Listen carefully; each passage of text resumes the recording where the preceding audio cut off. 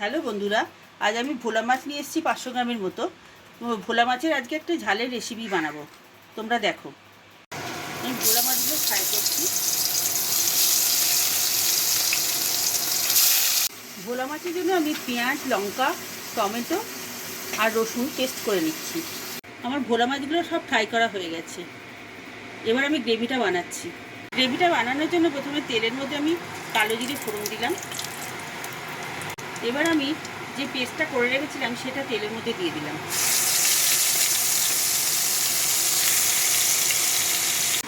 এবার আমি সব মশলাগুলো দিচ্ছি। সামান্য পরিমাণে নুন দিলাম, তারপর জিরে, ধনে আর আদা বাটা দিলাম, একটু কারি মশলা দিলাম, কাশ্মীরি লাল দিলাম, সামান্য পরিমাণে চিনি দিলাম। এবার ভালোভাবে ফ্রাই করতে হবে।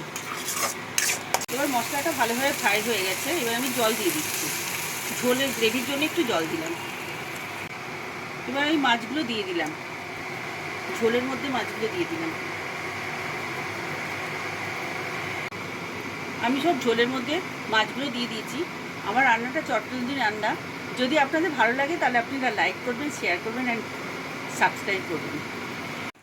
এবার আমি মাছগুলো দিয়ে 10 মিনিট ফুটতে দিচ্ছি। তারপর আমি ধনেপাতা দিয়ে নামাবো। গ্রেভিটা আমার হয়ে গেছে। আমি ধনেপাতা দেবো, একটু গরম মশলা দিয়ে নামিয়ে দেবো। আমি এবারে সানরাইজের গরম মশলা একটু দিলাম। যদি আপনাদের ভালো লেগে থাকে তাহলে লাইক, শেয়ার অ্যান্ড সাবস্ক্রাইব করবেন।